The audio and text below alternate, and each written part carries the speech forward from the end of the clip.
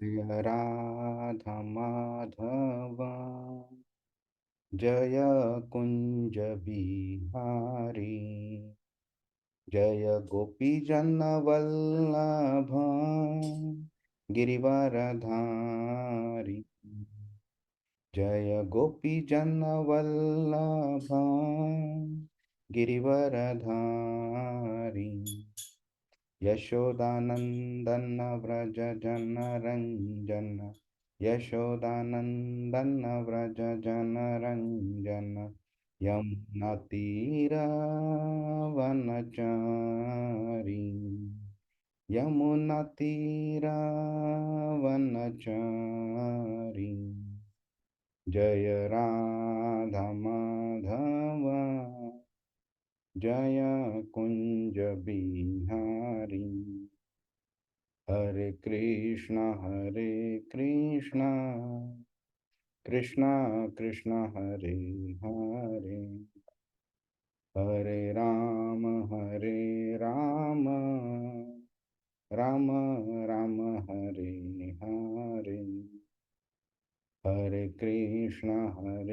कृष्णा कृष्णा कृष्णा हरे हरे हरे राम राम राम हरे हरे जय राधा श्याम सुंदर राधे जय कृष्ण बलराम जय कृष्ण बलराम जय गौरान्विताय जय गौरान्विताय जय जय प्रभुपाद जय श्रीला प्रभुपाद हरिनाम संकीर्तन की जय श्रीमद् भगवद गीता की जय श्रील प्रभुपाद की जय ओम अज्ञानतिमिरान्धस्य ज्ञानाञ्जनशलाकया चक्षुरुन्मिलितं येन तस्मै श्रीगुरवे नमः श्रीचैतन्यमनोभीष्टं स्थापितं येन भूतले स्वयं रूप कदा मह्यं ददाति स्वपदान्तिकं वन्देऽहं श्रीगुरो श्रीयुतपदकमलं श्रीगुरुन् वैष्णवांश श्रीरूपं सागरजातं सहगण रघुनाथान्वितां तं सजीवम् साद्वैतं सावधूतं परिजनसहितं कृष्णचैतन्यदेवं श्रीराधाकृष्णपादान् सहगण ललिता श्रीविशाखान्वितांश्च हे कृष्ण करुणा सिंधु दीनबंधु जगतपते गोपेश गोपिकाकांत राधाकांत नमोस्तुते तप्त कांचन गौरांगी राधे वृंदावनेश्वरी वृषभानुसुते देवी प्रणमामि हरिप्रिये वाञ्छाकल्पतरुभ्यश्च कृपा सिन्धुभ्य एव च पतितानां पावनेभ्यो वैष्णवेभ्यो नमो नमः नमो विष्णुपादाय कृष्णप्रेष्ठाय भूतले श्रीमते भक्तिवेदांत स्वामिनिति नामिने नमस्ते सारस्वते देवे गौरवाणी प्रचारिणे निर्विशेष शून्यवादी पाश्चात्य देशतारिणे जय श्री कृष्ण चैतन्य प्रभु नित्यानंद श्री अद्वैत गदाधर श्रीवासादि गौर भक्त वृंद हरे कृष्णा कृष्ण कृष्ण हरे हरे हरे राम राम राम हरे कृष्णा अरे आपण पाचवा अध्याय बघितलेला मागच्या वेळेला तर कोणाला काही आठवते काय केलेलं आपण त्याच्यामध्ये आपण समरी बघितली मागच्या हा ह्याच्यामध्ये हा आणि आपण बघितलं की अ, अर्जुन काय विचार करतो त्याला दोनच ऑप्शन माहित असतात. कर्म करायचं किंवा नाही करायचं. हम्म, तिथून पूर्ण विषय चालू होतो. म्हणजे कर्मयोग किंवा कर्मसन्यास. हा आणि नंतर श्रीकृष्ण भगवंतांनी सांगितलं दोन्ही मार्ग इक्वली बरोबर आहेत, पण त्यातल्या त्यात अ, कर्म कर्मयोगे तो तो म्हणजे ऍक्सेप्ट केला पाहिजे जास्ती चांगलं आणि जास्ती चांगला आहे. आणि नंतर शेवटी आपण बघितलं की कृष्ण स्वतःला डिस्क्लोज करत नाहीये. कर्म इनडायरेक्टली अर्पण करायची गोष्टी करतो आणि शेवटी आपण बघितलं की शेवटी तो जस्ट बिगिन करतो भक्ती योगाकडे, की तो मीच आहे असं. बरोबर म्हणजे ते तुम्ही सांगितलं फुटतात. त्याच्यापैकी एक ध्यान योग किंवा अष्टांग योग किंवा कर्मसन्यास मार्गाला जातो आणि दुसरा जो पाठ आहे तो भक्ती योगाकडे जातो. आणि बरं. त्यांनी सांगितलं दिस इज स्टार्ट ऑफ भक्ती. बरं. एक बरोबर. सो कर्मयोगाचे म्हणजे दोन पाथ निघतात. एक एक कर्मयोगावरनं व्यक्ती अष्टांग योगाकडे जाऊ शकतो आणि नंतर भक्ती योगाकडे येऊ शकतो. आणि नंतर दुसरा आहे कर्मयोगावरनं डायरेक्ट भक्ती योगाकडे येऊ शकतो, ज्याचं त्यांनी 5व्या अध्यायाच्या शेवटच्या श्लोकामध्ये त्यांनी संक्षिप्त रूपात सांगितलं. तर एवढं करून शेवटी फायनली झालंय काय, की तो काय बोलतोय, भोक्तारम यज्ञ तपसाम सर्व लोक महेश्वरम सुहृदम सर्वभूतानाम ज्ञात्वा माम शांती गच्छति. तो बोलते की मी ज्ञात्वा माम, मला जो व्यवस्थित ओळखेल, हा, त्याला शांती मृच्छती, त्याला संपूर्ण शांती मिळू शकते. आणि त्याला ओळखण्याचे त्यांनी 3 हिंट्स दिलेले आहेत. भोक्तारम यज्ञ तपसाम मिनिंग सगळ्या यज्ञ आणि सगळ्या तपस्यांचा जो भोक्ता जो आहे, परम भोक्ता जो आहे, तो स्वतः आहे. नंतर सर्व लोक महेश्वरम, सर्व प्राणी मात्रांचा, सर्व ग्रहांचा तो महाईश्वर आहे तो. आणि सुहृदम सर्व भूताना मिनिंग साधा सुद्धा मित्र नाही, तर सुहृत आहे तो.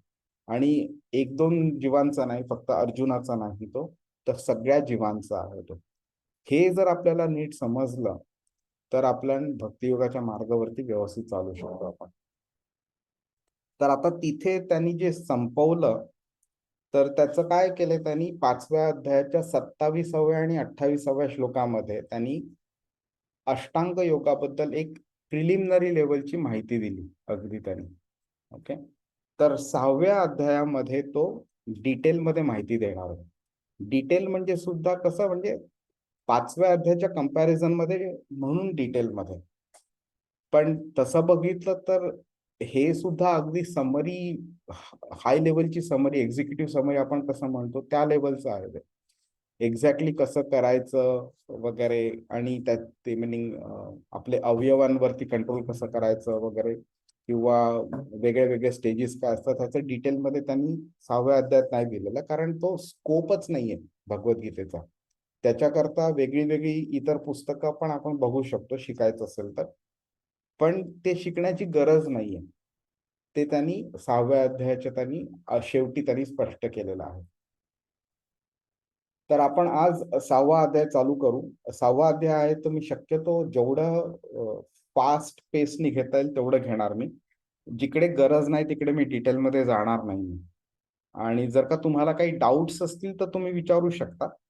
अदरवाईज आपण फास्ट पेसनी जाऊया आपण. 5व्या अध्यायामध्ये कोणाला काही प्रश्न उरलाय का?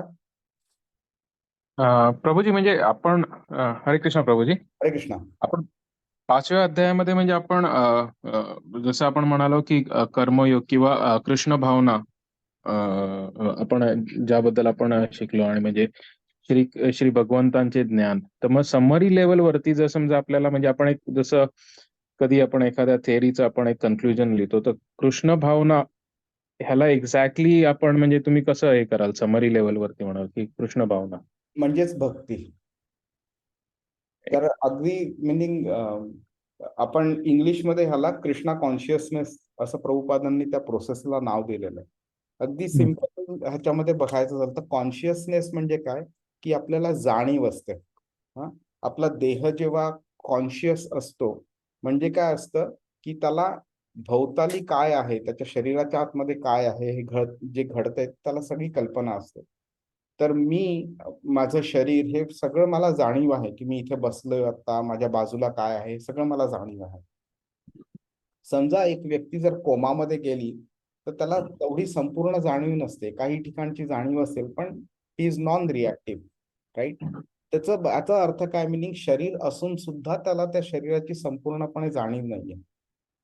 समजा मी एका खोलीत बसलोय आणि दुसऱ्या खोलीत काय चाललंय हे मला माहिती नाही, तर म्हणजे काय, तर मला त्या शरीरामध्ये अशा त्या घरात दुसऱ्या खोलीमध्ये काय चाललंय हे मला जाणीव नाही.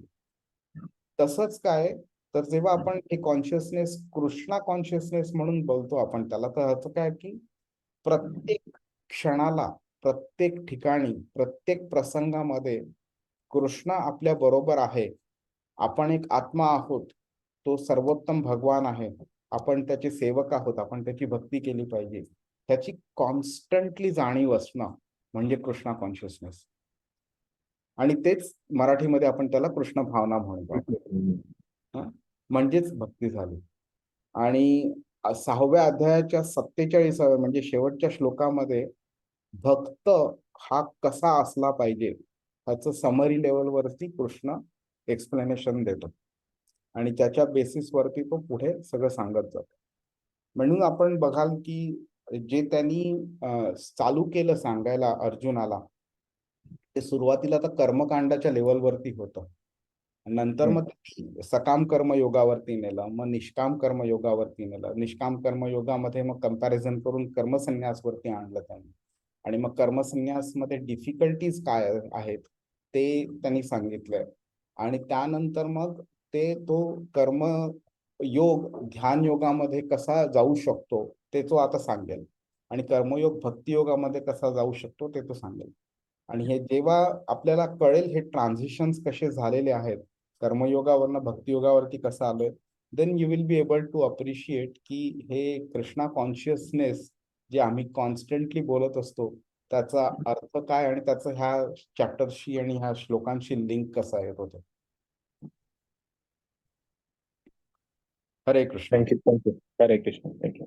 आता आपण 6व्या अध्यायाचं समरीमध्ये जो चॅप्टरचा जो ब्रेकअप आहे तो जरा बघून घेऊया. तर पहिल्या 4 श्लोकांमध्ये कृष्ण योगाचे ज्या अष्टांग योग आहेत त्याच्यामध्ये 2 लेवल्स आहेत त्याबद्दल तो डिटेलमध्ये सांगतो. सॉरी, नॉट डिटेलमध्ये, समरीमध्ये सांगतो तो. आणि कोणत्या लेवलला आहे हे आपल्याला कळू शकतं आणि त्याच्यामधून आपण प्रगती कशी करू शकतो. नंतर योगारूढ म्हणून एक अवस्था आहे. ती अवस्था काय आहे आणि त्याच्यामध्ये आपण काम जेव्हा कार्य करणं कर्म सोडून देतो त्यावेळी ते कशा प्रकारे सोडतो आणि त्याचं पुढे काय होतं ते तो सांगतो. नंतर 10व्या श्लोकापासून 32व्या श्लोकापर्यंत योगामध्ये वेगळे वेगळे टप्पे आहेत. आणि प्रत्येक टप्प्यामध्ये कार्य व्यक्ती कसा करतो आणि योगाची अवस्था काय कशा पद्धतीने तो प्राप्त करतो, शरीराची हालचाल किंवा प्राणायाम करणं वगैरे, ह्या सगळ्या गोष्टीबद्दल तो माहिती देतो तिकडे. हा तो सेक्शन आहे जो आपण खूप फास्ट बघूया कारण हे सगळ्या गोष्टी कृष्णाने जे सांगितलं त्या प्रॅक्टिकली आपल्याला इम्पॉसिबल आहे अप्लाय करणं. म्हणून 33 आणि 34व्या श्लोकामध्ये अर्जुन प्रश्न विचारतो की हे कसं शक्य आहे, मनावरती कंट्रोल करणं हे मॅन्डेटरी आहे ही प्रोसेस फॉलो करायची असेल तर, आणि मनावरती कंट्रोल करणं सिंपल नाहीये. तर त्याचं उत्तर भगवान 35 आणि 36व्या श्लोकात देतात. म्हणून तरी पण अर्जुन पूर्णपणे कन्व्हिन्स होत नाही, म्हणून 37, 38 आणि 39व्या श्लोकामध्ये तो एक सर्वात असा इम्पॉर्टंट प्रश्न विचारतो की एखादा योगी ह्या जर्नीमध्ये जर अयशस्वी झाला तर त्याचं पुढे काय होतं. आणि 40व्या श्लोकापासून 45व्या श्लोकापर्यंत कृष्ण त्याचं उत्तर देतो. आणि सर्वात शेवटी 46 आणि 47व्या श्लोकामध्ये सर्वात टॉपमोस्ट सर्वोच्च असा योगी कोण आहे ह्याचं उत्तर कृष्ण तिकडे देतो आणि तिकडे 6वा अध्याय संपतो.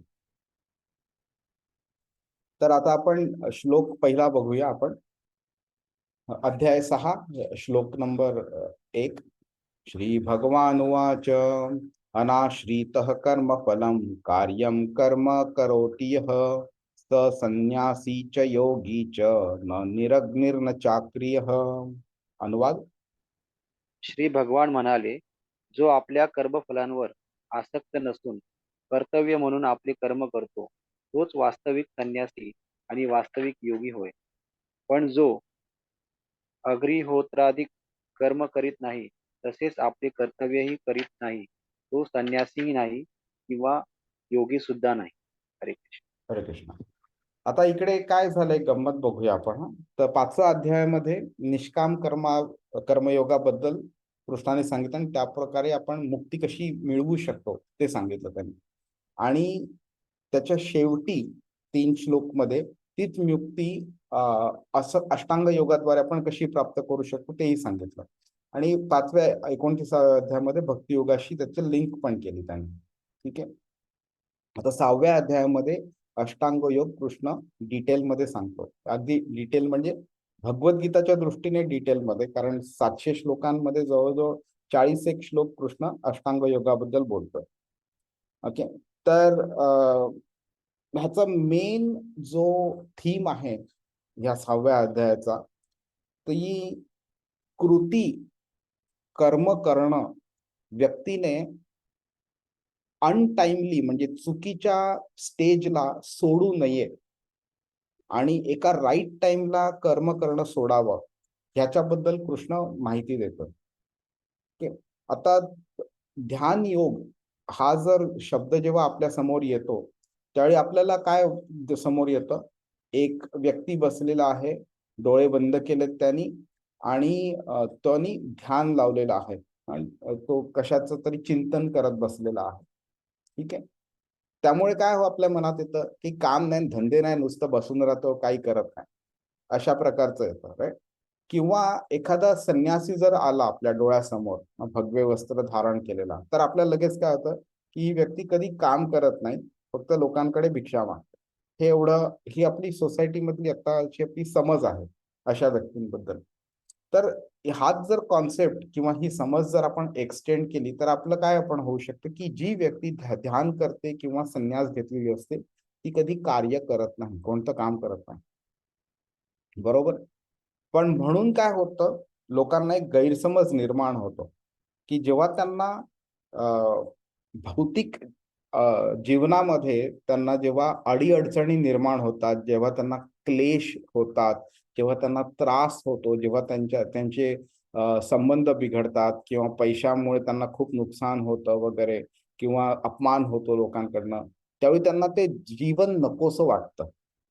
आणि जीवन नकोसं वाटल्यावर त्यांच्या पहिलं मनात काय येतं की आपण काम करणं सोडून देऊया, आपण संसार सोडून देऊया, हिमालयात जाऊया, तिथे तपस्या करत बसूया. ओके, तर कृष्ण ती जी मिसअंडरस्टँडिंग आहे ना, की हा चुकीचा संबंध आहे, ते आता तो ह्या पहिल्या 3-4 श्लोकांमध्ये तो खोडून टाकतो आणि प्रॉपर समज काय आहे हे त्याचं आपल्याला हे देतो, तो आन्सर देतो त्याचं. तर इकडे पहिल्याच श्लोकामध्ये कृष्ण संन्यासी कोण आहे ह्याचं उत्तर देतोय आपल्याला. तर आपण ते बघूया. आपण म्हणजे न निरग्निर्न चाक्रिय, त्याचं पण आपण बघूया, मिनिंग तो त्याचा अर्थ काय आहे ते.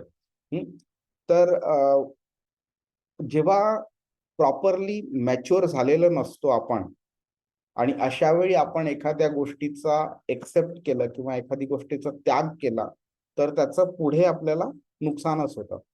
कसं आहे की फॉर एक्झाम्पल 12 वर्षाचा मुलगा असला आणि त्याला कंपनीमध्ये आपण नोकरीला लावलं, तर काय होईल?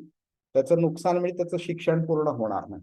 म्हणजेच काय, तो परिपक्व झालेला नाहीये एखादं कार्य करण्याकरता, पण तरी सुद्धा त्याच्यावरती जबरदस्ती केली आणि त्याला त्याच्यात ढकललं, तर शेवटी त्याचं नुकसानच होणार आहे.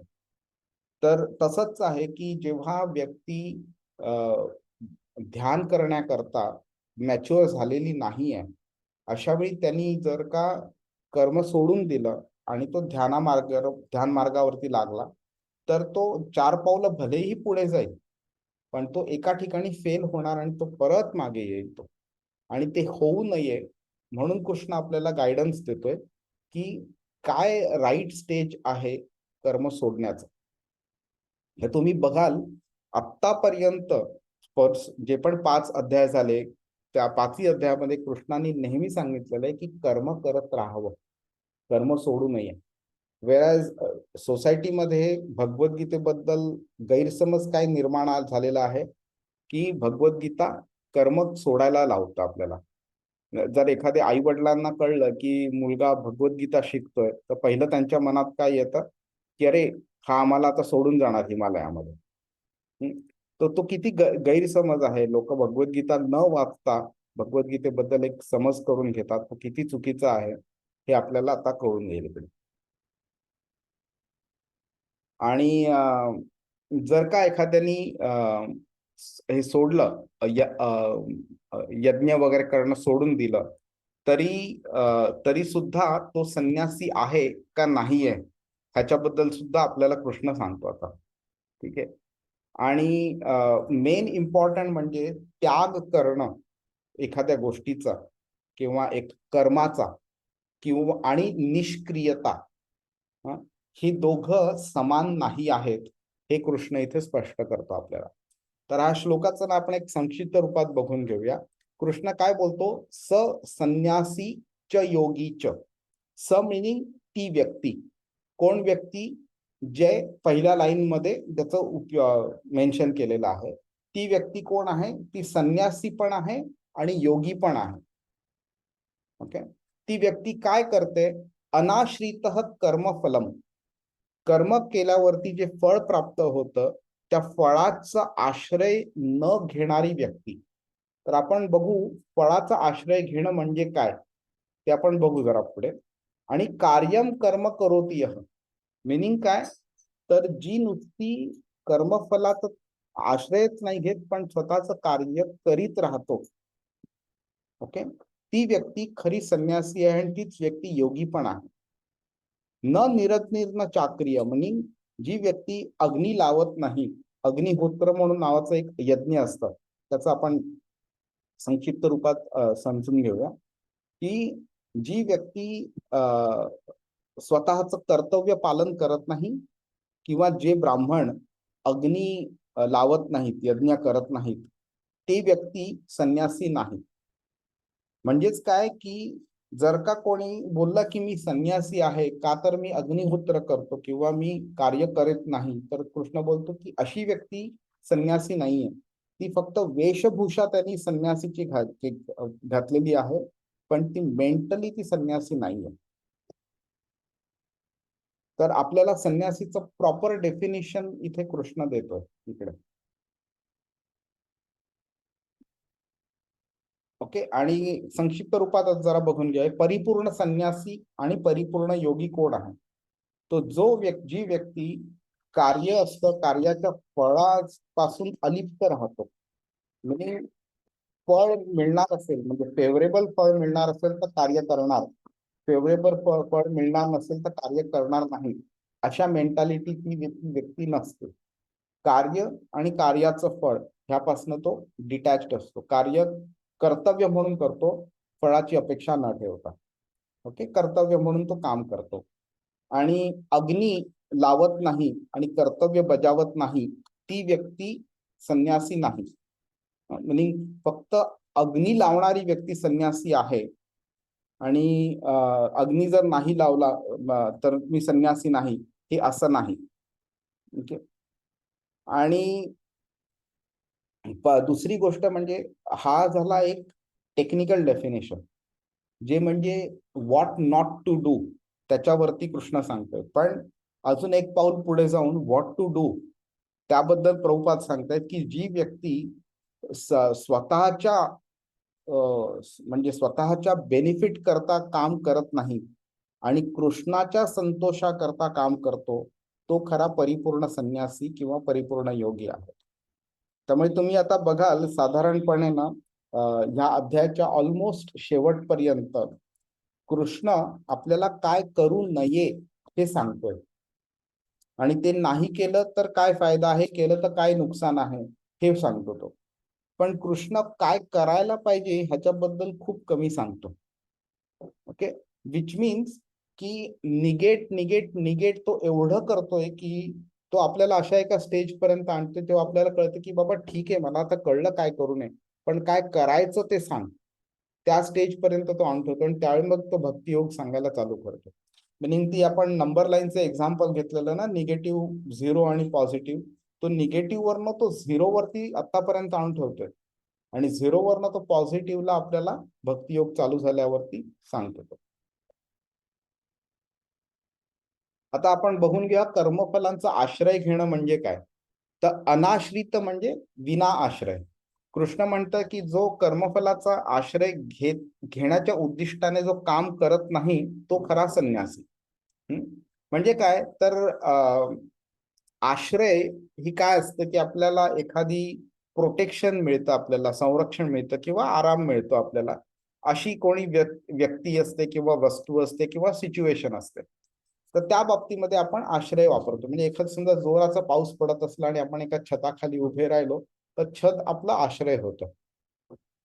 तर कृष्ण काय बोलतो इथे की प्रत्येक व्यक्ती कोणत्या ना कोणत्या तरी गोष्टीचा आश्रय घेण्याचा प्रयत्न करत असते.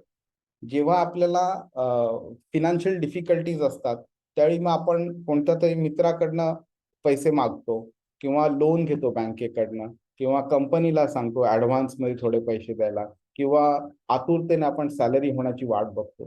तर आपण काय करतो की पैसा जिकडनं जिकडनं येऊ शकतो त्या सोर्सेसचा आपण आश्रय घेतो आपण. बरोबर. तर प्रत्येक व्यक्तीला काही ना काहीतरी डिफिकल्टी असते आणि त्याच्यामध्ये त्याला जिकडे सोल्युशन दिसतं त्या सोल्युशनचा तो आश्रय घेतो आपण. तर कृष्ण काय बोलतो की जी कर्मफलाने प्रेरित होऊन जी व्यक्ती कर्म करते ती काय करते, ती कर्मफलाचा आश्रय घेते ती. आणि कृष्ण काय बोलतो की अशी व्यक्ती जी स्वतःच्या कर्मफलांच्या बेसिसवरती डिसिजन घेते कर्म करायचं का नाही, ती व्यक्ती कर्मफलांचा आश्रय घेणारी व्यक्ती आहे, ती संन्यासी नाही. संन्यासी ती व्यक्ती आहे जी अनाश्रित कर्मफलम, ज्या व्यक्तीने कर्मफलांचा आश्रय न घेण्याचं ठरवलेलं आहे, जे कर्म फक्त कर्तव्य म्हणून करतो, ती खरी संन्यासी. आता काय होतं की जेव्हा वर्तमान परिस्थितीमध्ये काही चॅलेंजेस असतात आपल्याला त्यावेळी लोक काय करतात की अशी गोष्ट करायचा प्रयत्न करतात ज्याच्यामुळे त्यांना त्याचा लॉंग टर्म बेनिफिट मिळू शकतो वगैरे आणि त्याचा बेसिसवरती ते त्याचा आश्रय घेण्याचा प्रयत्न करतात. किंवा एखादी व्यक्ती असेल त्यांनी भूतकाळामध्ये खूप चांगलं काम केलं असेल त्या चांगल्या कामाचा त्याला अजूनही फायदा होत राहतो आणि त्याचा ते आश्रय घेतात आणि त्यातनं ते फायदा उठवण्याचा प्रयत्न करतात ते. पण अशा प्रकारे ज्या कर्म केलेलं आहे आणि किंवा त्या कर्मफलांचा आश्रय घेतल्यावरती त्याचं नुकसान काय होतं, तर आपण ह्या भौतिक जगामध्ये जन्म आणि मृत्यूच्या चक्रामध्ये आपण कंटिन्युअसली अडकत राहतो. ठीक आहे. कृष्ण काय म्हणतो, कृष्ण बोलतो अशा पद्धतीने तुम्ही कर्म करू नका की तुम्हाला ह्या जन्म मृत्यूच्या चक्रामध्ये अडकावं लागेल. कृष्ण बोलतो की तुम्ही एक सर्वोच्च असा हेतू मनात ठेवा जो तुम्हाला ह्या भौतिक परिस्थितीमधनं बाहेर काढून मुक्तीच्या मार्गावरती नेऊ शकेल आणि अशा हेतू करता तुम्ही कर्म करा. म्हणजे तुम्ही कर्मफलाच्या आसक्तीने कधी तुम्ही कर्म करणार नाही, पण तुम्हाला सर्वोच्च जो हेतू आहे मुक्ती प्राप्त करायची असेल तर त्या दृष्टीने तुम्ही कर्म करा, हे तो इकडे सांगतोय. आणि ती व्यक्ती ती खरी संन्यासी आहे जी अशा प्रकारे काम करते. आता तुम्ही बघाल की संन्यास ही एक मेंटॅलिटी आहे, ही कोणती अशी फिजिकल अवस्था नाहीये की मी भगवा वस्त्र धारण केलं तर आता लोक मला संन्यासी समजतील म्हणून. हे चूक आहे. एखादी व्यक्ती भगवा वस्त्र धारण जरी नाही केला पण ती कधीही कर्मफलांवरती आसक्त नसते आणि कधीही आश्रय घेत नाही, ही खरी प्रॉपर मेंटॅलिटी झाली आणि कृष्ण बोलतो की ती व्यक्ती खरी संन्यासी आहे. पण कृष्णाचा जो भक्त जो असतो तो काय करतो, तो एक पाऊल अजूनही पुढे जातो. की मिनिंग इकडे कृष्णाने काय सांगितलं की आश्रय घेऊ नका आणि कर्म करा, ते ठीक आहे. मिनिंग मी अगदी म्हणजे रोबो कसा काम करतो, रोबाला काही हवं नसतं, फक्त बॅटरी चार्ज झाली की तो एकदम विदाउट एनी एक्सपेक्टेशन तो सगळी कामं करू शकतो. पण हे जर कर्मफलाचा आश्रय न घेता काम करणं म्हणजे त्या रोबो सारखं काम केल्यासारखं आहे. रोबोला हे माहिती नसतं की आपण का करतोय आणि कोणाकरता करतोय. पण कृष्ण भक्त जो असतो तो काय करतो, त्याला माहित आहे की हा आश्रय न घेणं ह्याचा अर्थ काय आहे की हे सगळे आश्रय जे आहेत हे कृष्णाला स्वतःचा आश्रय मानतात. त्यामुळे मी कृष्णाचा भक्त आहे, मी कृष्णाची सेवा करीन, कृष्ण माझा आश्रय आहे आणि त्या दृष्टीने मी काम करणार. त्यामुळे त्यांनी अजूनही हायर, मुक्तीपेक्षाही हायर लेवलचं ध्येय ठेवल्यामुळे त्याला मुक्तीची काळजीच नाहीये. त्याला भौतिक जगाची तर काळजी नाहीच नाही, त्याला मुक्तीची पण काळजी नाही. आणि ते जास्ती सखोल आहे. ते निस्वार्थी तर आहेच आहे, पण ते कृष्णार्थी आहे. ते कृष्णाच्या प्रित्यर्थ केलेलं काम आहे. त्यामुळे ह्या भौतिक जगात तर त्याला बांधून ठेवतच नाही, पण तो प्रॉपर कृष्णाच्या प्लॅनेटमध्ये आपल्याला ती घेऊन जातं. आता आपण जरा फक्त बघू की अष्टांग योगापेक्षा कर्मयोग श्रेष्ठ का आहे. तर अष्टांग योग आता कृष्ण भलेही आपल्याला शिकवतोय, पण तो स्वतः सांगतो इथे की कर्मयोग अष्टांग योगापेक्षा श्रेष्ठ आहे का. तर इथे अष्टांग योगामध्ये काय होतं, मन, इंद्रिय वगैरे ह्यांच्या वरती संयम ठेवण्यासाठी वेगळे वेगळे आपल्याला ऑप्शन्स दिलेले आहेत, म्हणजे वेगवेगळ्या पद्धती आहेत. तरी काय होतं की हे एका सामान्य व्यक्तीला प्रॅक्टिकली लाईफमध्ये इम्प्लिमेंट करायला खूप डिफिकल्ट आहे. ओके, जसं आपण 27 आणि 28व्या श्लोकामध्ये बघितलं 5व्या अध्यायाच्या की अपान आणि स्वानाय हे जी वायू आहेत त्याला एका नाकपुडीमध्ये एक आणि दुसऱ्या नाकपुडीमध्ये दुसरं असं ठेवून त्याला ब्रेथ कंट्रोल करायचं आहे. किती जणांना आपल्यासारख्या शक्य आहे. बहुतेक लोकांना तर 5 प्रकारचे वायू आहेत हेही माहित नाहीये त्यांना, तर ते कंट्रोल करणं दूरची गोष्ट. ठीक आहे, तरी सुद्धा काय झालंय की कर्मयोग ह्याच्यापेक्षा श्रेष्ठ का. तर कर्मयोग सिंपल आहे अप्लाय करायला, फेलियरची चान्सेस खूप कमी आहेत त्याच्यामध्ये, मिनिंग ऑलमोस्ट नाहीच आहेत. आणि अष्टांग योगामध्ये पुढे गेल्यानंतर मागे येण्याचे चान्सेस जास्ती आहेत. आणि आपण विश्वामित्र आणि मेनकेच्या इन्सिडेंटवरनं आपण ते समजू शकतो आपण ते. तर काय होतं की प्रत्येक व्यक्ती जी आहे ही कोणत्या तरी स्वार्थी हेतूने काम करतोय. मिनिंग एक गृहस्थ असेल तर तो स्वतःच्या कुटुंबाकरता किंवा शरीराकरता वगैरे तो त्यांचं पालन पोषण करण्याकरता काम करतो. पण म्हणजेच काय झालं की अशी कोणतीही व्यक्ती आपल्याला सापडणार नाही जी स्वार्थ नसताना सुद्धा काम करते. आणि जर का अशी व्यक्ती स्वार्थ सोडू शकली, ओके, त्याला कर्मफलांचा उपभोग घेण्याच्या दृष्टीने जर का त्यांनी कर्म नाही केला, तर ती खरी त्याची कसोटी आहे, ती खरी त्याची टेस्ट आहे.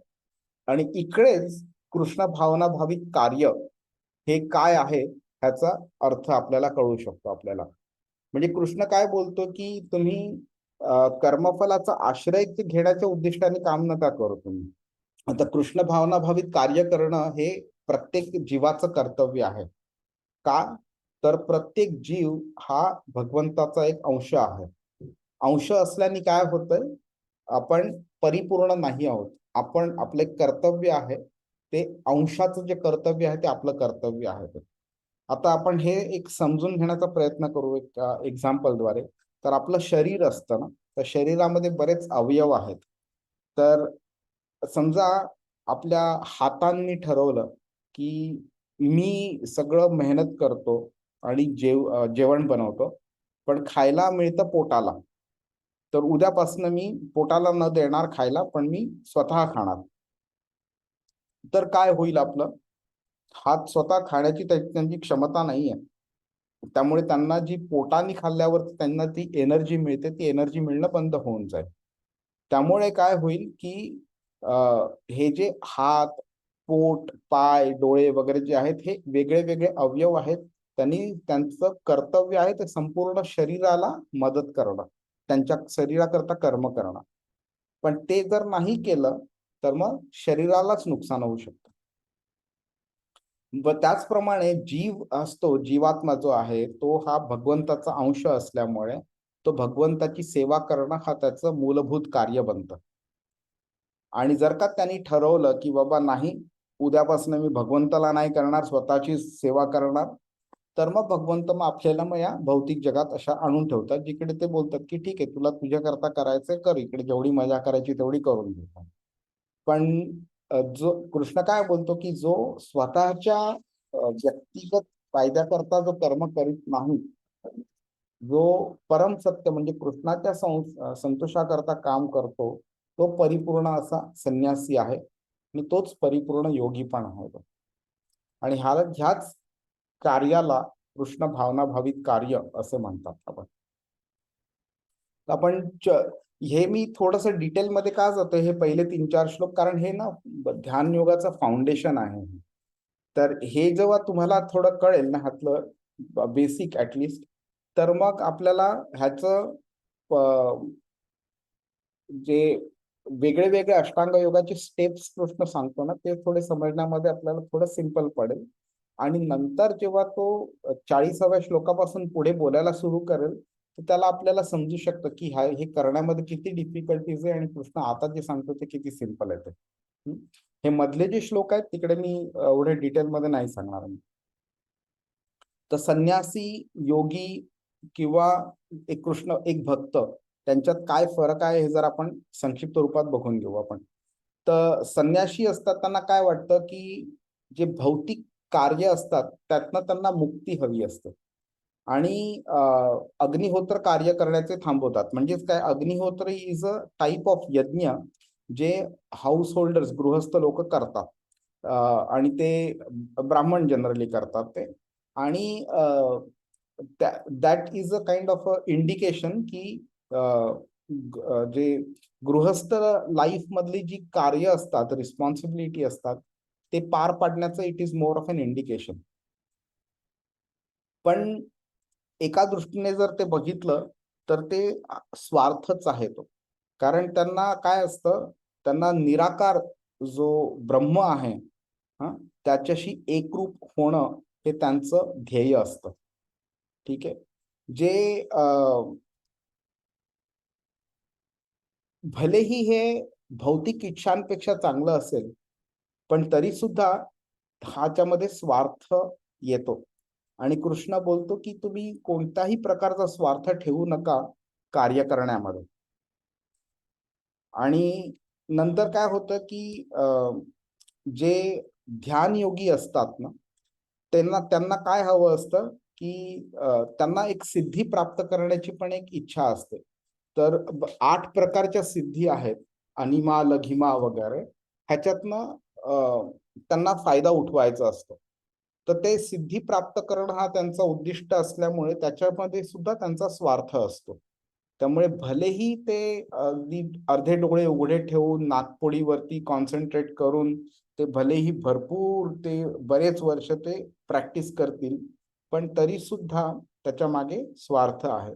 पण जेव्हा कृष्ण भक्त असतो त्याला काय असतं, त्याला कोणत्याही प्रकारचा स्वार्थ नसतो. त्याला फक्त एवढंच आहे की ऋषिकेन ऋषिकेश, म्हणजे कृष्ण जो आहे तो आपल्या सगळ्या इंद्रियांचा कंट्रोलर आहे. तर कृष्णाच्या सॅटिस्फॅक्शन करता कार्य करणं हे त्याचं एक उद्दिष्ट असतं.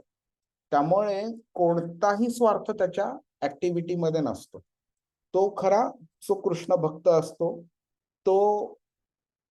आणि बाकीच्या योगामध्ये किंवा संन्यासामध्ये वगैरे हा एक प्रायमरी डिफरन्स असतो की भलेही ध्यान योगी किंवा कर्मयोगी किंवा अष्टांग योगी किंवा ज्ञान योगी कोणीही असो, ते सगळ्यांचा भौतिक जगातनं बाहेर पडण्याचा उद्दिष्ट असतो आणि मुक्ती मिळवण्याचा उद्दिष्ट असतो.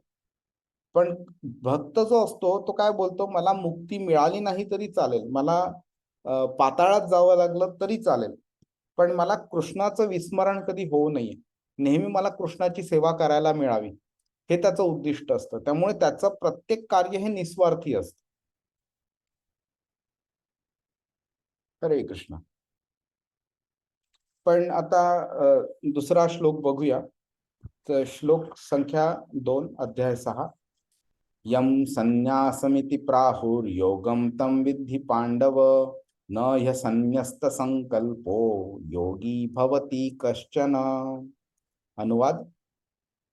हरे कृष्ण. हे पांडुपुत्रा, ज्याला संन्यास म्हणतात तोच योगी किंवा ब्रह्माशी युक्त होणे होय. कारण जोपर्यंत मनुष्य इंद्रतृप्तीच्या इच्छेचा त्याग करीत नाही तोपर्यंत तो योगी होऊच शकत नाही. हरे कृष्ण. हरे कृष्ण. तर इथे काय झालं, इथे कृष्णांनी संन्यास आणि योग ह्याला इक्वेट केलेलं आहे त्यांनी. ओके. आधी त्यांनी संन्यासी आणि योगीला इक्वेट केलं, आता तो संन्यास आणि योगाला इक्वेट करतोय तो.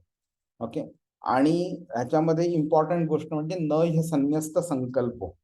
म्हणजे काय, तर संकल्प म्हणजे जे एक इच्छा असते आपली मनामध्ये, ती पूर्ण करण्याकरता डिटर्मिनेशन पण असतं एकाचं.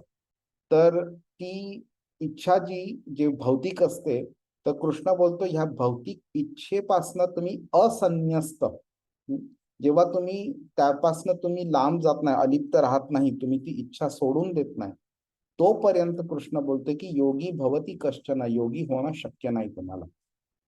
म्हणजेच काय झालं, तर एका योगाची मेंटॅलिटी काय असते की त्याला भौतिक काही नको असतं.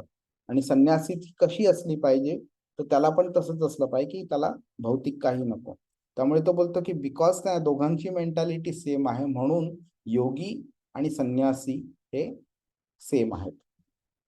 तर आता हे का आहे ते आपण बघूया, आपण त्याच्या पुढच्या श्लोकामध्ये बघूया की अर्जुनाला जे सुरुवातीला संन्यास घ्यायचा होता, मला हे सगळं सोडून जायचं, मला युद्ध करायचं नाही तो बोललेला, तर त्या रिलेटेड कृष्ण इथे आन्सर करतो इथे.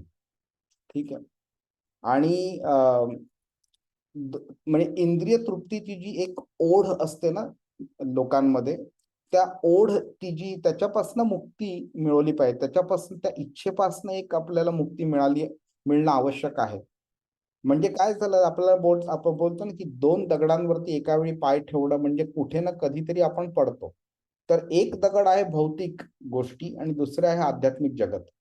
तर तुम्ही असं कधीच होऊ शकणार नाही की तुम्ही पूर्ण आयुष्यभर या भौतिक जगामध्ये सगळी मजा मस्ती करून घेतली आणि नंतर बोलाल कृष्णाला की बाबा चल रे, आता चल, काय बास झाला, मला कंटाळा आला, आता घेऊन चल मला आध्यात्मिक जगात. तर तसं होणं शक्य नाहीये. त्यामुळे कृष्ण बोलते की तुम्ही स्वतःला आधी भौतिक ह्याच्यापासून अलिप्त ठेवणं शिकलं पाहिजे, आणि मग शेवटी मग मी तुम्हाला आध्यात्मिक जगतामध्ये एंट्री देईन तुम्हाला. आता संन्यास आणि संन्यास आश्रम, जनरली लोकांना असं वाटतं की हा संन्यासी आहे म्हणजे त्यांनी भगवे वस्त्र धारण केलेत आणि त्यांनी घरबार सोडून दिलेलं आहे त्यांनी. तर तो खरा संन्यास नाही. उद्या एखादा म्हणजे कोणता पिक्चर मध्ये काम करणारा कोणता नट आपल्या समोर आला आणि त्यांनी संन्याशीची वेशभूषा धारण केली, तर आपण त्याला संन्यासी मानू का? नाही मानणार आपण त्याला. तर मग काय डिफरन्स आहे हे, की जी व्यक्ती जिला आपण ओळखत नाही तिने संन्यासीची वेशभूषा धारण केली आणि ह्या नटांनी पण संन्यासीची वेशभूषा धारण केली, ह्या दोघांमध्ये काय डिफरन्स आहे? बाह्य रूप बघता ते दोघे सेमच आहेत. ओके. पण आपण काय करू, आपण की आपण त्यांना थोडं डिटेलमध्ये स्टडी करू त्या व्यक्तींना. त्यावेळी आपल्याला समजेल की बाबा हा तर फक्त वेशभूषा धारण केलेला आहे, त्याची मानसिक स्थिती अशीच आहे की त्याला सगळ्या गोष्टींची हाव आहे अजूनही. पण ही जी दुसरी व्यक्ती आहे ती खरी संन्यासी आहे, कारण त्याला कोणत्याही भौतिक गोष्टीची आसक्ती नाहीये त्याला. तर हे जाणून घेणं आवश्यक आहे की संन्यास आश्रम आणि संन्यास ह्या दोन गोष्टी वेगळ्या वेगळ्या आहेत. तर 4 आश्रम आहेत. कोणाला माहिती आहे कोणते ते 4 आश्रम आहेत ते? कोण सांगेल? ब्रह्मचारी, गृहस्थाश्रमी, वानप्रस्थाश्रमी आणि संन्यास आश्रमी अशी हे 4 आश्रम आहेत. ते व्यक्ती वेगळ्या वेगळ्या स्टेजेस मध्ये असतात. तर जनरली रेकमेंडेड असतं की डायरेक्ट गृहस्थाश्रमामधनं डायरेक्ट संन्यास घेऊ नये. कारण गृहस्थाश्रमात असताना आपल्या भरपूर इच्छा असतात, त्या काही पूर्ण झालेल्या असतात, काही नसतात झालेल्या. त्यामुळे संन्यासाश्रमात गेल्यावरती फ्रॉम मेनी इच्छा टू 0 इच्छा असं झाल्यावरती देर इज अ चान्स की आपण संन्यासाश्रमाचे जे रिक्वायरमेंट्स आहेत त्या फुलफिल नाही करू शकणार. आणि म्हणून त्याच्यामध्ये ती वानप्रस्थाश्रमची ती स्टेज येते, ज्याच्यामध्ये आपल्याला प्रॅक्टिस मिळते की ह्या इच्छांपासून लांब कसं राहण्याचं. आणि ॲट अ सर्टन स्टेज मग आपण बोलतो की हा, आता मला स्वतःच्या मनावरती सफिशियंट कंट्रोल आहे, नाव आय कॅन बिकम अ संन्यासी. ठीक आहे. आणि संन्यासीमध्ये सुद्धा बरेच वेगळे वेगळे स्टेजेस आहेत. कुटीचक आहे, बहुधक आहे, नंतर परमहंस आहे आणि परिव्रजकाचार्य आहे. असे 4 स्टेजेस आहेत त्याच्यामध्ये. तर त्या प्रत्येक स्टेजमध्ये सुद्धा काय करायचं आणि काय नाही करायचं ते लिहून ठेवलेलं आहे, सो दॅट आपल्याला ते प्रॅक्टिस करायला, संन्यासाला प्रॅक्टिस करायला ते सोपं पडतं.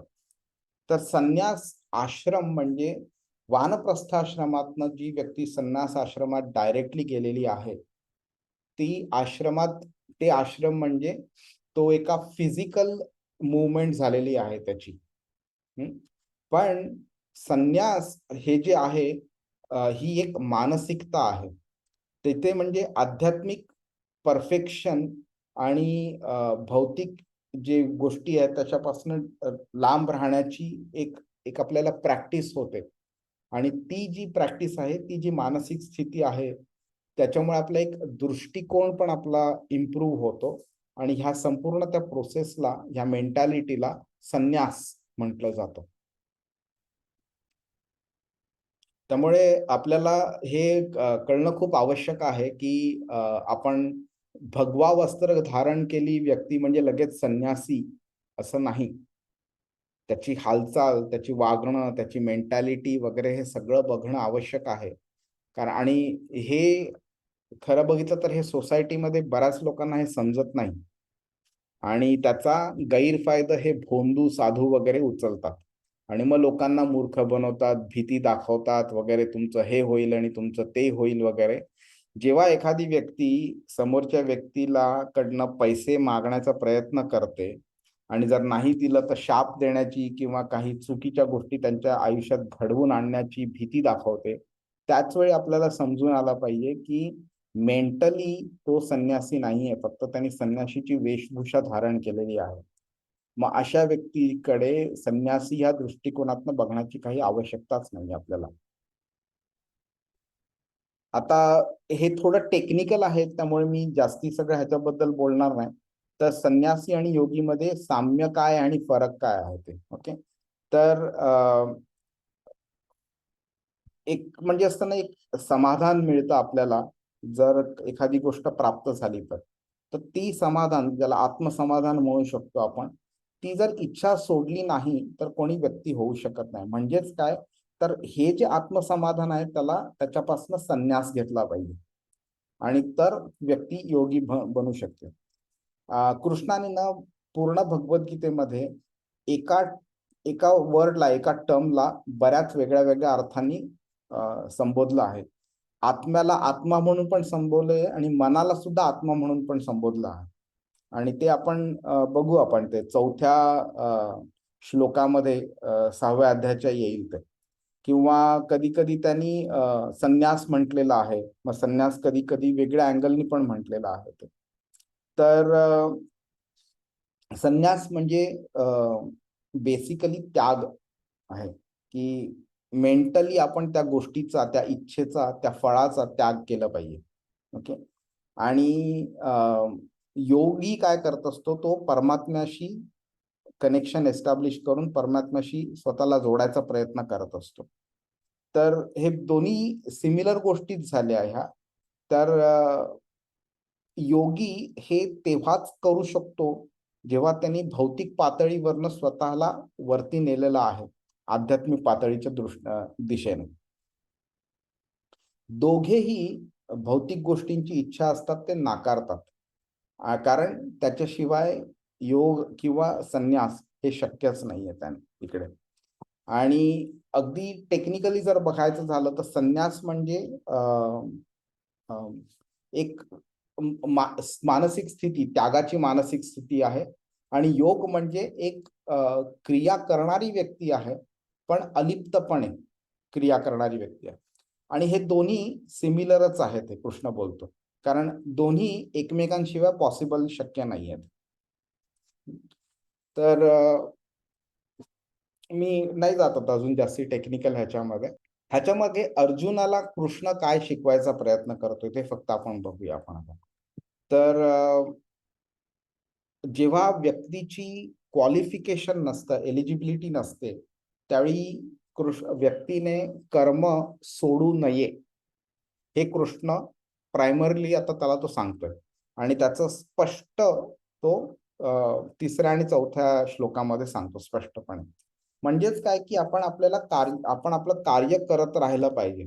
तर जी लोक बोलतात ना की भगवद्गीता शिकल्यावरती व्यक्ती कार्य करणं सोडून देतं, त्यांना हा श्लोक आणि ह्याचा पुढचा श्लोक शिकवा त्यांना. त्यावेळी त्यांना कळेल की कार्य करू नये, कार्य सोडू नये असं कृष्ण कधीच बोलला नाहीये. आणि तो जिकडे बोललेला आहे तिकडे त्यांनी क्वालिफाय केलंय की कोण एलिजिबल आहे आणि कोण एलिजिबल नाहीये. इवन कृष्ण जेव्हा तिसऱ्या अध्यायाच्या 5व्या, 6व्या आणि 7व्या श्लोकामध्ये कर्मयोगाचं, निष्काम कर्मयोगाचं जेव्हा अनालिसिस करतो, त्यावेळी सुद्धा त्यांनी सांगितलेलं आहे की मिथ्याचारस उच्यते असं तो बोलतो. म्हणजे काय की जी व्यक्ती कर्म सोडून देते पण त्याचं मन नेहमी इंद्रिय तृप्तीकडे आकर्षित असतं, पण फक्त फिजिकली त्यांनी स्वतःला कंट्रोल केलंय, अशी व्यक्तीला कृष्ण बोलतो मिथ्याचारी आहे. म्हणजे काय, तर त्याचं वागणं आतलं आणि बाहेरचं वेगळं वेगळं आहे.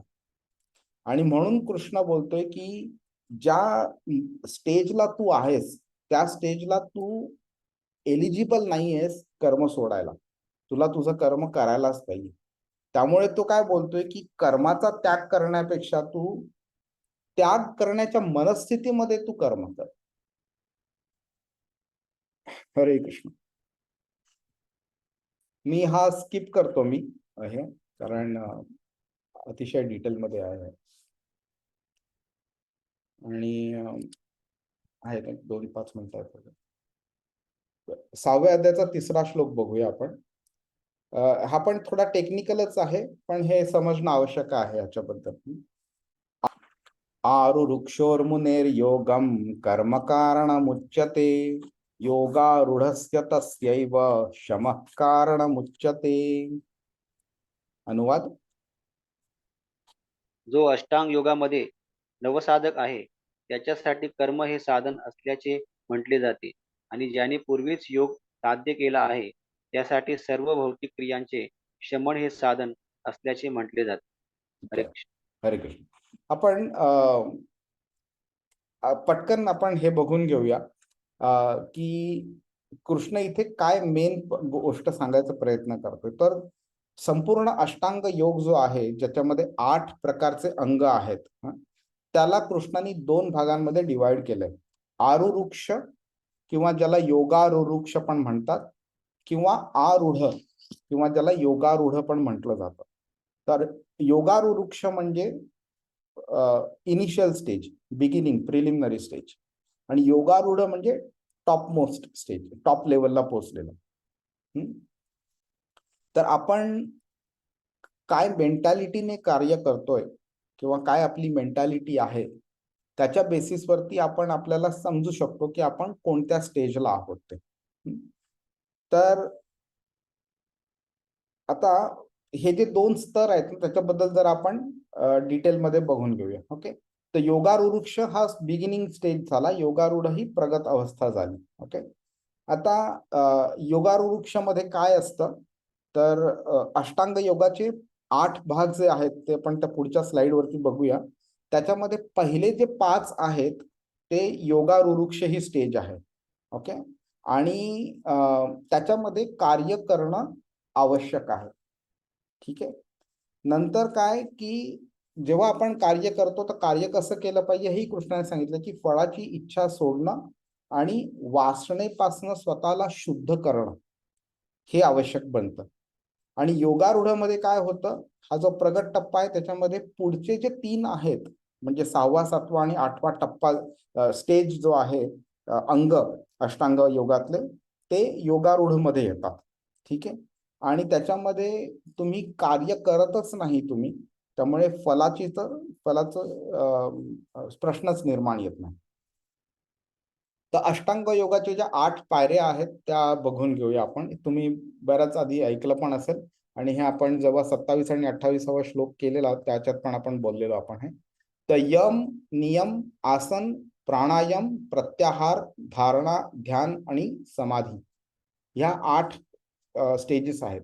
तर ह्यांचं असं काही लॉजिकल नाहीये की बाबा 1 तारखेपासून 31 तारखेपर्यंत अमुक एक महिना आहे आणि दुसऱ्या दिवशी नवीन 1 तारीख चालू झाली की दुसरा महिना चालू जातो. तसं नाहीये की बाबा आज मी यम करतोय, आता महिना संपला, आता उद्या मी नियम करणार आणि तिसऱ्या महिन्यामध्ये मी आसन करणार. तसं नाहीये ते एका सफिशियंट लेवलची मॅच्युरिटी आल्यानंतर आपण एका स्टेजमधनं दुसऱ्या स्टेजमध्ये आपण जायला ऑटोमॅटिकली चालू करतो आपण. तर आपल्याला कसं कळलं पाहिजे, कसं कळेल आपल्याला की कोणती स्टेज चालू झाली, नाही चालू झाली वगैरे? तर त्या स्टेजच्या प्रत्येकाचे पण त्यांनी अंगाचे डिस्क्रिप्शन दिलेलं आहे. तर एक रूल्स आणि रेग्युलेशन्स आपण जे इंग्लिश मध्ये बोलतो त्यालाच हे यम आणि नियम म्हटलं जातं. तर रूल म्हणजे की बाबा पाळलं पाहिजे, गाईडलाईन काइंड ऑफ स्टफ. नाही पाळलं तर तुम्हाला त्याचा त्रास होईल, पण ती पेनल्टी नाहीये. पण रेग्युलेशन म्हणजे कसं की बाबा तो लॉ आहे, तुम्ही लॉ पाळला नाही तर तुम्हाला पेनल्टी मिळू शकते. तर काय होतं की ज्या व्यक्तीला यम ह्या स्टेजवरती असतो त्यावेळी देर इज अ चान्स की तो प्रत्येक रूल प्रत्येक वेळी पाळू शकतोच असं नाही. कधी कधी त्याच्याकडनं चुका होतात आणि ते एक्सेप्टेबल असतं, अंडरस्टँडेबल असतं. म्हणून पुढच्या स्टेजला जाईपर्यंत तिकडे सुद्धा गेल्यावरती त्याच्याकडनं ती चूक होऊ नये म्हणून पुढची स्टेज जरा थोडी जास्ती स्ट्रिक्ट असते. ती रेग्युलेशनच्या लेवलची, नियमच्या लेवलवरती असते ती. मिनिंग आधी आपल्याला सांगून ठेवलं की हे करायचं नाही म्हणून. लहान मुलाला आपण कसं बोलतो की काही एखादी गोष्ट करू नये, तो प्रयत्न करतो न करण्याचा, पण कधी कधी तो चूक करतो. तर ती यमची स्टेज झाली. पण ज्या स्टेजला चूक एक्सेप्टेबल नाहीच आहे ती स्टेज म्हणजे नियम झाले ती. नंतर जेव्हा आपण प्रॉपर नियम वगैरे व्यवस्थित पाळतो, चुकीच्या गोष्टी करत नाही, चांगल्या गोष्टी व्यवस्थित करत असतो, त्यावेळी ते आपण नंतर आसनच्या स्टेजला येतो. तुम्हाला सगळ्यांना माहिती योगासन ऐकलं असेल, तर ते योगासन मध्ये जे आसन जे आहेत ते ही स्टेज झाली ती. आता योगासन लोक फक्त फिजिकल बेनिफिट करतात, शरीर स्ट्रॉंग व्हावं, फिट राहावं आणि चांगली त्वचा कांती वगैरे सगळी मिळावी वगैरे म्हणून करतात. त्यांना हे माहिती नाहीये की त्याचा advance stage is to basically be able to control the mind. तर जर जोपर्यंत माइंड कंट्रोल होत नाही तोपर्यंत ते फक्त शरीराच्या लेवलवरतीच राहतं ती गोष्ट. नंतर काय होतं, तो प्राणायामच्या स्टेजला जातोय. आता तुम्ही तुमच्या बॉडी, तुमचं पोझिशन्स, तुमचे पोस्चर्स वगैरे कंट्रोल प्रॉपरली झाले आणि व्यवस्थित तुम्ही करू शकलात की मग नंतर ब्रीदिंग वरती जातं. ओके. प्राणायाम म्हणजे त्याच्यामुळे जे श्वास आणि आपण त्याच्यावरती जो व्यायाम सुरू करतो त्याचा मनाशी एक खूप असं गाढ असा संबंध आहे की जेव्हा आपण श्वास आपला कंट्रोल करू शकतो एका चांगल्या पद्धतीने, त्यावेळी आपण आपल्या मनाला पण प्रॉपर कंट्रोल करू शकतो. मनावर नियंत्रण ठेवण्यामध्ये म्हणून प्राणायामची हेल्प होते. जेव्हा ते आपण मनावरती आपण कंट्रोल करू शकतो त्यावेळी मग प्रत्याहारच्या लेवलला आपण जाऊ शकतो. आपण प्रत्याहारच्या लेवलवरती काय होतं, इंद्रियांना आपण कंट्रोल करतो. म्हणजे इंद्रिय वस्तू जे असतात त्यांच्या जवळ येऊन देत नाही, त्यांच्या प्रति आकर्षण जे असतं ते आपण त्यांना मिळू देत नाही आणि त्यांना तिकडे अलिप्त ठेवल्यामुळे आपण ग्रॅज्युअली इंद्रियांवरती कंट्रोल करू शकतो. म्हणजे तुम्ही बघितलं असेल की आधी बेस लेवलवरती फक्त रूल्स रेग्युलेशनच्या बेसिसवरती आपण कंट्रोल करतो, नंतर आपण बॉडी पोस्चर्स वरनं कंट्रोल करतो, नंतर ब्रीदिंग वरनं कंट्रोल करतो, मग मनाला कंट्रोल करतो, मग इंद्रियांना कंट्रोल करतो. ओके. ह्या स्टेज पर्यंत जे आहे त्याला योगारूढ ही पायरी म्हटली जाते. ह्याच्या पुढच्या स्टेजला, धारणाच्या स्टेजला जेव्हा आपण जातो त्यावेळी आपण योगारूढच्या स्टेजला जातो.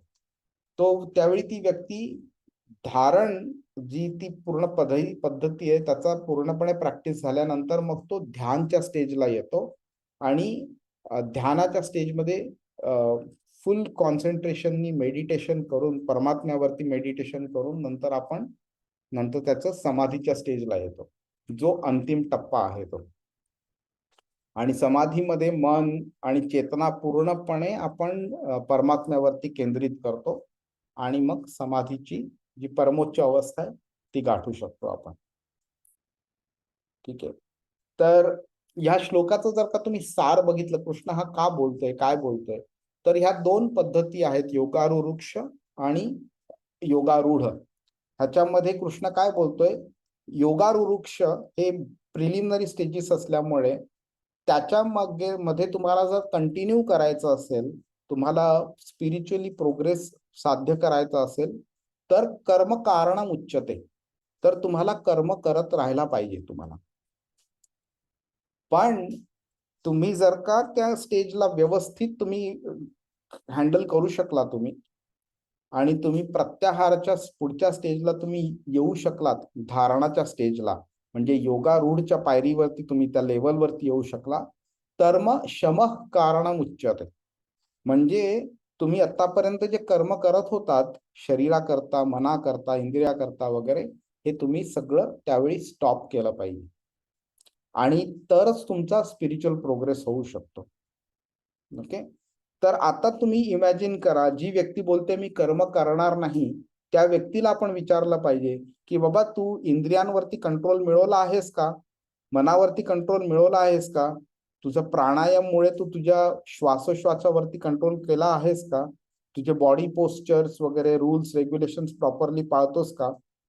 जर का ते नाही आहे, तर आपल्याला कळतं की तो योगारुरुक्षच्या स्टेजवरती आहे, अजून योगारूढच्या स्टेजवरती गेलेला नाहीये. अशी व्यक्ती जी योगारूढच्या स्टेजवरती गेलेली नाही, त्याला, त्या व्यक्तीला कर्म करत राहायलाच पाहिजे त्याला. आणि कृष्ण बोलतो कर्म कारणम उच्यते, त्याच कर्माद्वारेच त्याची प्युरिफिकेशन होणार आहे, आणि त्याचद्वारे तो प्रोग्रेस करू शकणार आहे. अशी व्यक्ती शमः कारणम उच्यते, शमः म्हणजे कर्म थांबवण्याकरता एलिजिबल नाहीये. जी योगारूढच्या स्टेजला गेलेली आहे तीच व्यक्ती शमः कारणम उच्यते, शम म्हणजे कर्म बंद करणं, तीच व्यक्ती करू शकते. ठीक आहे, हा झाला ह्या श्लोकाचा सार झाला. तर प्रभुपादांनी एका शिडी जी लॅडर असते त्याचं एक्झाम्पल दिलंय, आणि त्याच्यात त्यांनी सांगितलेलं आहे की अगदी खालच्या लेवलला जर तुम्ही बघितलं तर प्राणी मात्र ज्या पद्धतीने राहतात, ओके, ती एक सर्वात खालची लेवल झाली. मनुष्य सुद्धा प्राण्यासारखाच राहतो. आणि तुम्हाला आठवत असेल, आपण अगदी सुरुवातीला आपण बोललेलो की एका मनुष्यामध्ये आणि प्राण्यामध्ये काय डिफरन्स आहे, कोण सांगू शकेल. कॉमन फॅक्टर्स आहेत मनुष्य आणि प्राण्यामध्ये, आणि काही युनिक फॅक्टर्स आहेत. हा प्रभू, म्हणजे दैनंदिन ऍक्टिव्हिटी ज्या आहेत, जे कार्य करणे, झोपणे किंवा बर्थ किंवा या सगळ्या कॉमन गोष्टी झाल्या. आणि ते अनकॉमन जे आहेत, ते मनुष्य फक्त भक्ती करू शकतो. हा, बरोबर. ते, तर आहार, निद्रा, भय आणि मैथुन. आहार म्हणजे खाणं, जे आपण पण करतो आणि प्राणी पण करतात. निद्रा म्हणजे झोपणं, आपण पण करतो, प्राणी पण करतात. भय, आपल्याला पण भीती असते वेगळ्या वेगळ्या गोष्टींची, प्राण्याला पण असते. आणि मैथुन म्हणजे प्रजनन करणं, हे आपण पण करतो आणि प्राणी पण करतो. ह्या कॉमन फॅक्टर्स झाल्या. पण अशी एक गोष्ट आहे जी प्राण्यामध्ये नाहीये, मनुष्यामध्ये आहे, जी म्हणजे आध्यात्मिक प्रगती करण्यासाठी जो रिक्वायर्ड इंटेलिजन्स असतो त्याचा वापर करणं, ह्याचं नॉलेज असणं, हे मनुष्याकडे आहे आणि जे प्राण्याकडे नाहीये. म्हणूनच तुम्ही ऐकलं असेल आतापर्यंत की एक मनुष्य जन्म हा अतिशय दुर्मिळ असा जन्म आहे. त्यामुळे त्याचा वापर जास्तीत जास्त चांगल्या पद्धतीने आध्यात्मिक प्रगती करण्याकरता केला पाहिजे. पण आता काय होतं, मेजॉरिटी लोक मनुष्य जन्म हा एकुलता एक जन्म आहे असं समजतात. त्यांना माहिती नसतं की बाबा प्राण्यांचे पण जन्म आहेत, मागच्या जन्मी तेही प्राणी होते, आणि जर ह्या जन्मात त्यांनी चांगलं कार्य केलं नाही तर पुढच्या जन्मात परत प्राणी बनतील ते. तर ज्या व्यक्तीला फक्त शरीराचा आनंद मिळवायचा आहे, त्या व्यक्तीला ह्या शरीरा व्यतिरिक्त काय आहे हे समजतच नाही त्याला. तर ती जी लेवल आहे वागण्याची, त्याच्यात मनुष्य पण येतात, प्राणी पण येतात, ती सर्वात खालची लेवल आहे, ज्याच्यामध्ये व्यक्ती पापकर्म करायला मागे पुढे विचार करत नाही, का तर त्यांना इंद्रिय तृप्ती करायची असते. त्याच्यावरती जर आपण गेलं तर मग आपण कर्मकांड बघतो, ज्याच्यामध्ये कृष्णाने शारीरिक फायद्या करता, इंद्रिय तृप्ती करता विधी लिखित काय जे आहेत वेदसंमत जे कार्य आहेत ते करतात, त्याला कर्मकांडी म्हणतात. की ते भलेही त्या बाउंड्रीमध्ये आहेत, पाप कर्म करायचं नाही त्यांना, पण त्यांना शरीराच्या करता करायचंय, त्यामुळे ते कर्मकांड म्हटलं. मग येतं सकाम कर्मयोग, निष्काम कर्मयोग येतो, मग ज्ञान योग येतो, ध्यान योग येतो आणि मग भक्ती योग येतो. तर ह्या ज्या वेगळ्या वेगळ्या पातळ्या आहेत, पायऱ्या आहेत, त्यांना एका शिडीच्या रूपाने जर बघितलं तर ह्याला योग शिडी असं आपण म्हणू शकतो आपण. ठीक आहे. आणि अगदी म्हणजे ह्या पण गोष्टी मी आता डिटेलमध्ये नाही जात मी. तर जे आपण अष्टांग योगाच्या वेगळ्या पायऱ्या बघितल्या, तर ॲट अ सर्टन स्टेज आपल्याला कळतं की आपल्या भौतिक जी आसक्ती आहे ती ग्रॅज्युअली आपली कमी कमी होते. रूल्स, रेग्युलेशन्स, ब्रीदिंग वगैरे ह्या सगळ्या ह्याच्या वगैरे. ओके. आणि मग नंतर काय होते, एक मानसिक संतुलन आपल्याला प्राप्त होण्याची एक मदत होते त्यातनं. आणि जेव्हा ध्यानाच्या अभ्यासामध्ये आपण जेव्हा परफेक्ट होतो, त्यावेळी मग मानसिकच्या ज्या क्रिया असतात ना, आपलं मनावरती कंट्रोल करणं, ह्या सगळ्या थांबल्या जातात. म्हणजे मनावरती कंट्रोल मिळाल्यामुळे आपल्या ज्या मनामध्ये चुकीचे विचार येतात किंवा इंद्रिय तृप्तीचे विचार येतात, ह्या सगळे आपले निघून जातात आणि आपण ते मानसिक क्रिया आहेत ह्या थांबवण्यामध्ये आपण सक्सेसफुल होतो आपण. पण गंमत कशी आहे की हे जे सगळं तुम्ही ध्यानाद्वारे जे तुम्ही अचीव करू शकता, हे प्रभुपाद सांगतात, कृष्ण पण नंतर तेच सांगतोय की तुम्ही कृष्ण भावनामृत झाला, एक भक्त बनलात कृष्णाचे, तर तुम्ही ते सगळं तुम्ही ते अचीव करू शकता तुम्ही. ओके. तर कसं, तर जेव्हा एक कृष्ण भक्त असतो, तो स्वतः करता काहीही करत नसतो, तो फक्त कृष्णाकरता करत असतो. त्यामुळे त्याच्या मनात जेव्हाही विचार येतात त्यावेळी इंद्रिय तृप्तीचे नसतातच, ते कृष्णाला मी सॅटिस्फाय कसं करू शकतो तेच विचार असतात त्याचे, which is a more positive way than compared to फक्त इंद्रिय तृप्तीचे विचार मनातनं काढून टाकणे, जे ध्यान योग आपल्याला मदत करतं, त्याच्यामध्ये प्रत्याहार मदत करतो त्याच्यात. त्यामुळे जो कृष्णाचं निरंतर स्मरण करत असतो, त्याच्यामध्ये त्याच्या मनामध्ये बाकीचे विचार येण्याची काही प्रोबॅबिलिटीच नसते त्याच्यामध्ये.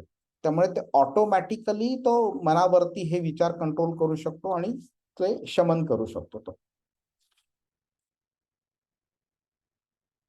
आता फक्त हा लास्ट पॉइंट आपण बघूया की अर्जुनाला ह्या श्लोकाचा काय उपयोग आहे ते.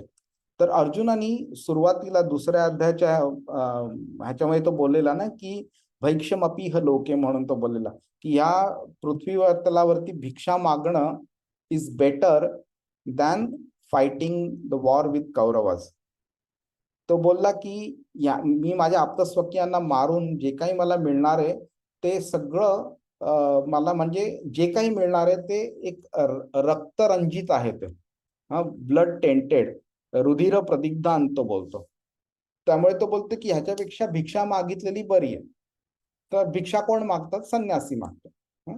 तर कृष्ण काय, अर्जुनाचं काय होतंय त्यावेळेला की त्याला असं वाटतंय की आता सगळं जे कृष्णाने सांगितलेलं आहे त्याच्यामधनं त्याला काय वाटतंय की कृती करणं हे कधीच थांबवता येणार नाहीये.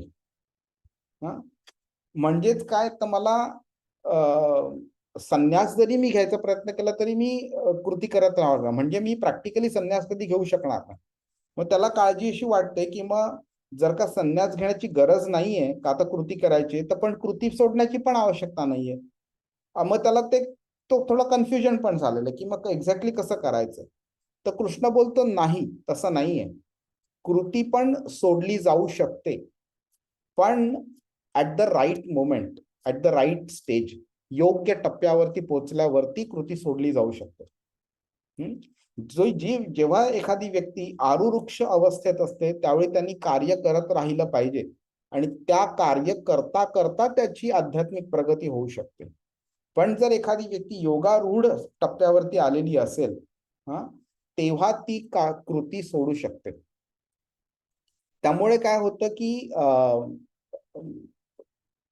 असं समज होणं की बाबा मी संन्यासी कधी बनूच शकणार नाही, तो समज पण चुकीचा आहे.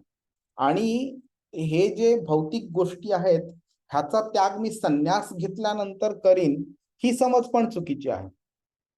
त्यामुळे दोघांचाही म्हणजे तो हँडशेक आहे तो even at the right moment, म्हणजे आत्तापासूनच तो झाला पाहिजे तो. ओके. तर कधी कधी असं लोकांना असं वाटतं, एस्पेशली स्पिरिच्युअल लाईफमध्ये असल्यावरती असं लोकांना वाटतं की मी जो करंट स्टेजला आहे त्यापेक्षा मी ऍक्च्युअली खूप जास्ती हायर लेवलला आहे म्हणून. म्हणजे वास्तविक स्तरापेक्षा त्यांना वाटतं की आपण एका उच्च स्तरावरती आहोत. म्हणून कधी असं लोकांना वाटू शकतं की मी आरुरुक्ष स्टेजवरती नाहीये, पण मी आता आरूढ स्टेजवरती आहे. त्यामुळे त्यांना वाटू शकतं की आता मी माझं कार्य बंद करू शकतो. ओके.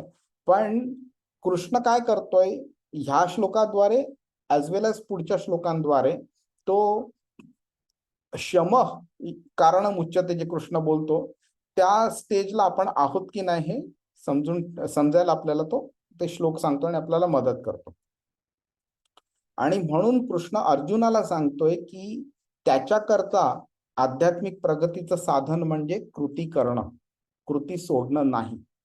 तर तुम्ही बघाल इकडे म्हणजे म्हणजे असं एका दृष्टीने बघितलं तर वाईट पण वाटतं की जेव्हा पण आम्ही भगवद्गीतेचा प्रचार करण्याकरता आम्ही लोकांशी बोलतो ना, तर त्यांना एक मनात भीती वाटते त्यांना, की बाबा नाही आम्हाला म्हणजे काय आमचं काय घरबार सोडून द्यायचं का आम्ही, असं वाटतं त्यांना.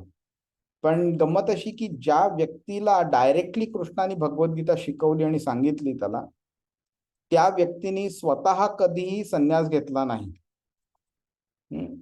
तर तुम्ही महाभारतामध्ये युद्धानंतर काय झालं हे तुम्ही जर वाचलं असेल, ऐकलं असेल, तर तुम्हाला कळेल की अर्जुनाने कधीही संन्यास घेतला नाही, युधिष्ठिराने पण घेतला नाही.